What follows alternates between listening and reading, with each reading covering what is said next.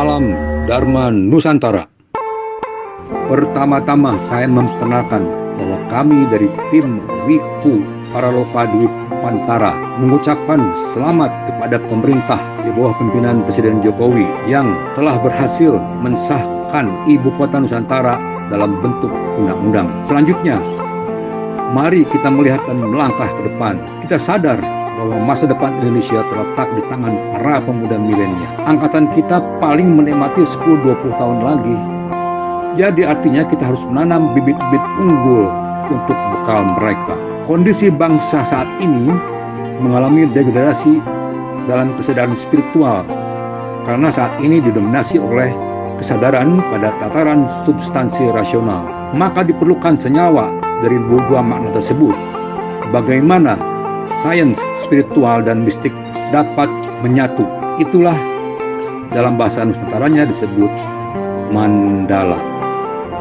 Mandala raksasa Gunung Padang di Tatar Parahyangan mengungkapkan misteri kehidupan alam semesta berikut isinya melalui metode-metode spesifik di zaman dan peradabannya masing-masing, yang umumnya diilustrasikan dalam modul-modul lingkaran dalam proyeksinya atau bentuk tiga dimensinya berupa punden-punden berudak atau piramid yang semuanya mengkerucut vertikal menuju mandala hyang atau alam keilahian. Berkesadaran spiritual itu pada konsep menghilangnya daya rasa nasionalisme. Nasionalisme tersebut sudah tentu tercakup di dalamnya 4 pilar-pilar kebangsaan. Dalam closing statementnya Bapak Jokowi, saya ingin tahu kalau cita-cita Bapak itu apa? Bangsa ini, bangsa kita ya, juga memiliki mimpi besar, memiliki cita-cita besar.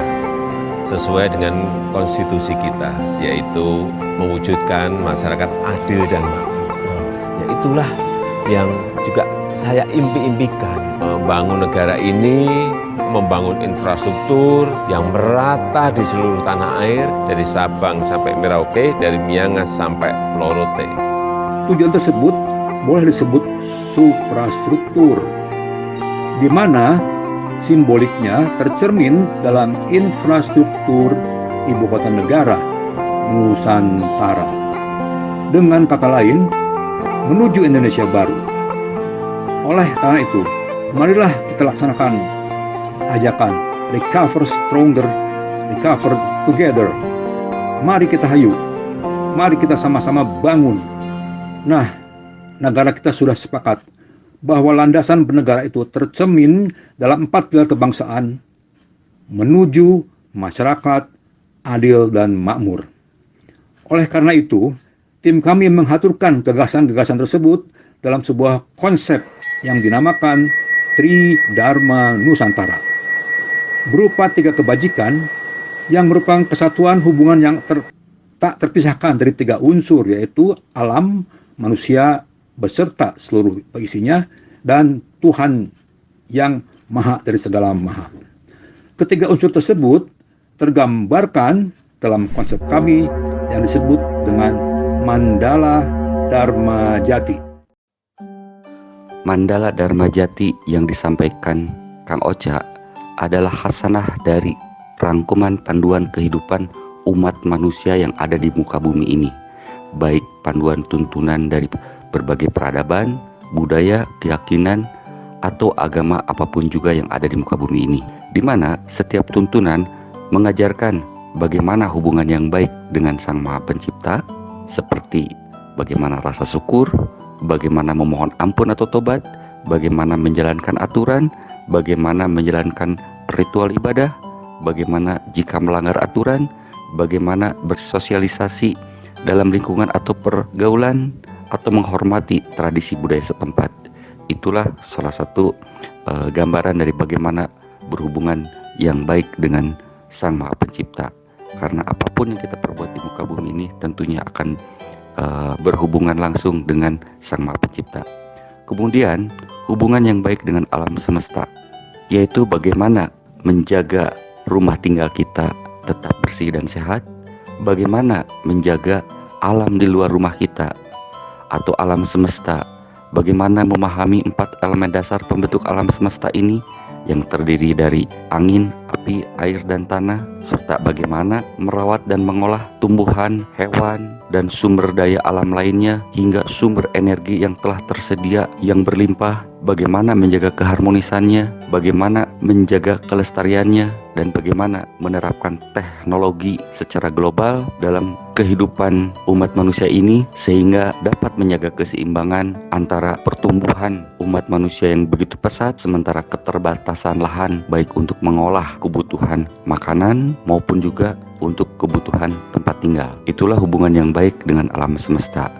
Kemudian hubungan yang baik dengan sesama umat manusia adalah hubungan yang baik tanpa pembatas apapun, dimulai dari lingkungan keluarga, kemudian di luar lingkungan keluarga. Bagaimana membangun rumah tangga yang baik, bagaimana bersilaturahmi dengan baik, bagaimana menjadi manusia yang berguna bagi sesama, selalu menjaga rasa kasih sayang, selalu menjaga harmonis antar umat manusia, bagaimana berbudi dan berakhlak yang luhur, bagaimana menjadi manusia yang sangat peduli dalam kondisi apapun tanpa ada batas. Yang dimaksud adalah tidak ada pembatas baik itu suku bangsa, negara, budaya, ras, agama, hingga status sosial. Itulah sekilas mengenai hubungan yang baik dengan sesama. Sehingga ketiga elemen tadi, yaitu hubungan yang baik terhadap Sang Maha Segala Maha, hubungan yang baik dengan alam semesta, dan hubungan yang baik dengan sesama, dirangkum dalam sebuah lingkaran atau mandala kehidupan yang saling berkaitan dan menjadi satu kesatuan dengan nama Mandala Dharma Jati. Mandala Dharma Jati ini adalah sebagai fundamental atau landasan dari konsep Tridharma Nusantara, di mana slogannya kita hidup di bumi yang sama, kita hidup menghirup udara yang sama, dan kita hidup merasakan hangat dan panasnya matahari yang sama.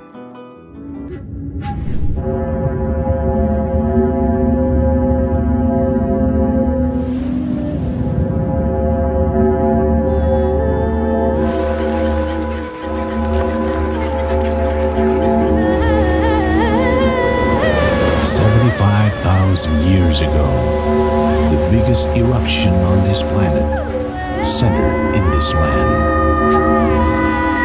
that changed and reformed our Mother Earth. And the evolution started until we are here, human.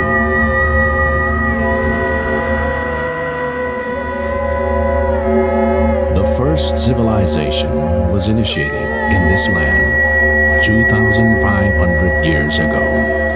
It is one of the most historic places in Indonesia.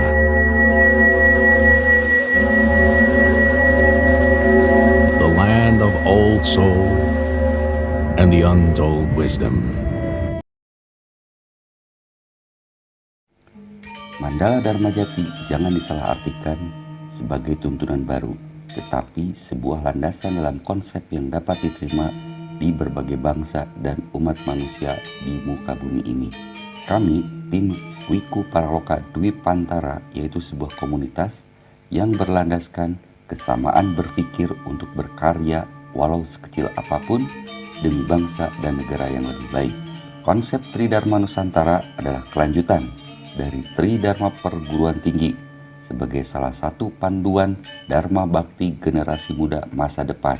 Tridharma atau 3 Dharma kepada Nusantara ini juga sebagai jawaban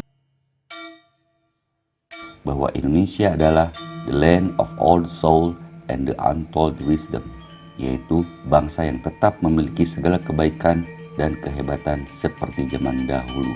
Tridharma Nusantara terdiri dari pertama, majesty atau manusia sejati, kedua, prosperity atau alam bagi kesejahteraan umat manusia, dan yang ketiga, dignity, bangsa yang bermartabat.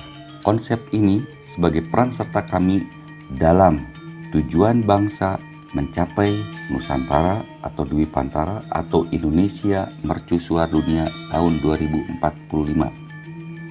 Tahapan majesty atau manusia sejati terdiri dari 7 tahapan, yaitu pertama, basic atau mandala kasungka, kedua, mandala seba atau creativity, ketiga, mandala raja atau wisdom, keempat, mandala wening atau heart atau healing, kelima mandala wangi atau communication, keenam mandala agung atau awareness, ketujuh mandala yang atau spiritual.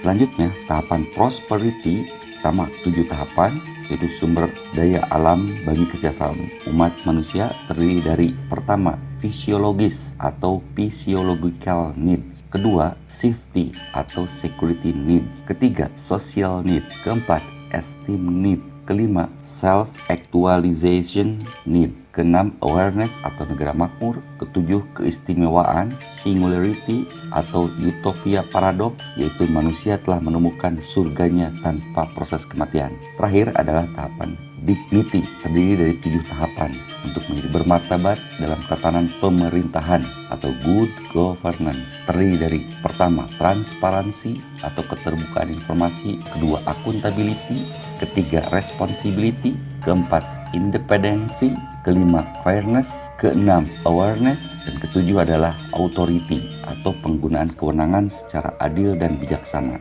Selanjutnya, tantangan dalam implementasi di mana kami yang bukan lagi generasi muda dan dapat mengharmoniskan antara ilmu atau pengetahuan dari budaya, alam, agama, keyakinan, dan leluhur dengan era dan peradaban masa depan yang penuh dengan teknologi, baik teknologi virtual, teknologi maya, teknologi meta, dan yang lebih tren dengan nama peradaban metaverse.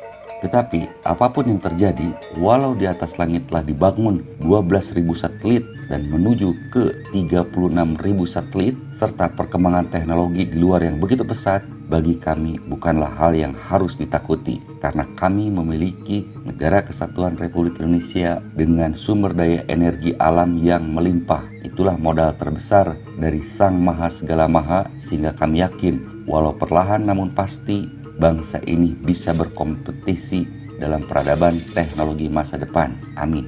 Implementasi dari setiap bagian dimulai dari sistem Majesty. Adalah sebuah sistem yang memang cukup rumit karena harus dapat menjadi penuntun bagi manusia di setiap saat terhadap agama atau keyakinannya dengan dasar kitab sucinya, kemudian mengerti dirinya dengan dasar informasi karakter dirinya, dan mengerti ruang serta waktu dengan dasar sistem kalender yang umum atau sistem kalender karya leluhur. Kedua, implementasi sistem prosperity adalah semangat penggunaan marketplace lokal untuk komoditas lokal, di mana setiap provinsi atau kabupaten dapat menjadi admin dalam peningkatan PAD-nya masing-masing, didukung dengan strategi gema atau himbauan konsumsilah komoditas lokal. Misalnya, untuk ASN dan karyawan swasta bertransaksi rutin setiap minggu sebesar 50.000 melalui marketplace lokal, sehingga keseimbangan demand dan supply dapat terkendali, petani terhindar dari panen raya, dan harga stabil hingga persiapan cryptocurrency masa depan. Terakhir adalah implementasi sistem dignity, adalah keseragaman sistem informasi manajemen diawali dari manajemen desa dan BUMDes, sehingga optimalisasi pelayanan masyarakat dapat merata serta keterbukaan laporan keuangan setiap saat dapat disajikan.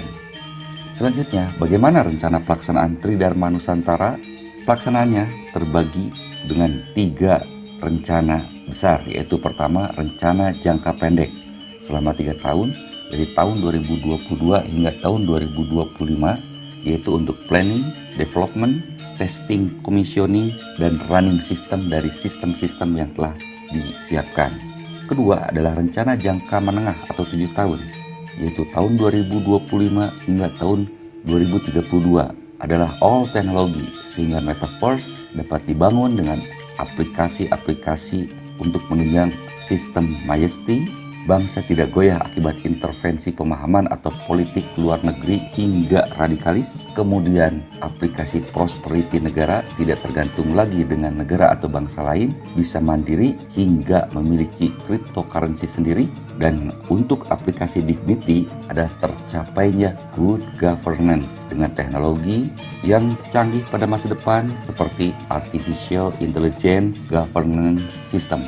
Yang terakhir adalah rencana jangka panjang selama 13 tahun, yaitu 2032 hingga 2045, yaitu terus berusaha untuk mencapai target Indonesia atau Nusantara sebagai mercusuar dunia di tahun 2045.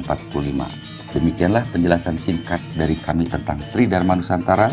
Bangsa yang besar dimulai dari bangsa yang memiliki cita-cita besar untuk ke depan.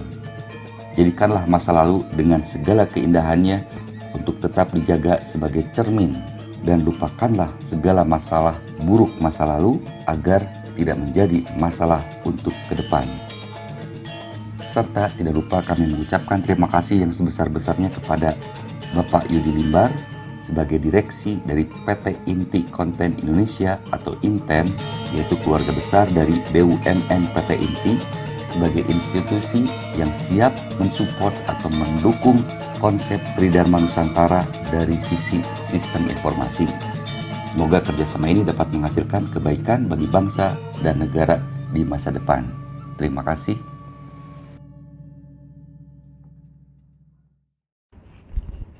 Assalamualaikum warahmatullahi wabarakatuh.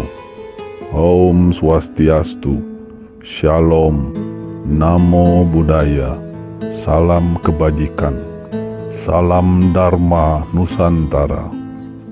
Seperti yang kita semua ketahui bahwa pada tahun 2019, Presiden Republik Indonesia Bapak Jokowi telah menyampaikan rencana pembinaan ibu kota negara dari Jakarta ke Kalimantan. Tentunya ada beberapa faktor yang menjadi bahan pertimbangan Pak Jokowi dalam memilih Kalimantan sebagai ibu kota negara. Salah satunya adalah letak geografis Pulau Kalimantan yang notabene berada di tengah-tengah gugusan kepulauan Indonesia.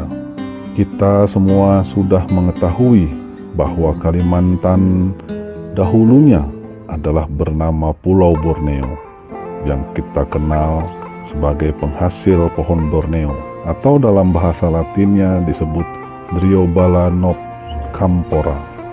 Borneo sendiri dapat diartikan menjadi sebuah kelahiran baru, mengacu kepada bahasa Born dan Neo.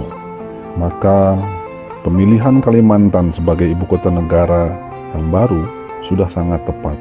Bahkan Bapak Dahlan Iskan menyampaikan bahwa pemilihan kata Nusantara dalam ibu kota negara merupakan pesan langitan yang diperoleh oleh Bapak Presiden Jokowi. Artinya, ada sebuah pesan alam semesta serta dari sisi sejarah dan budaya yang menginginkan bahwa pemindahan ibu kota negara ke Kalimantan adalah pesanan leluhur. Mengacu kepada Le Prophet yang ditulis oleh Michael Nostradamus bahwa pada tahun 2022 ini akan muncul peradaban baru.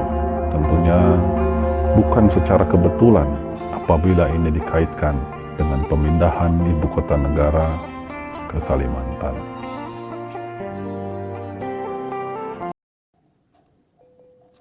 Walahir, ada awal, ada akhir yang berputar secara alami siklusnya, dari mandala satu ke mandala lainnya, dari masa ke masa yang mengalami nafas kebiharian menuju masa depan.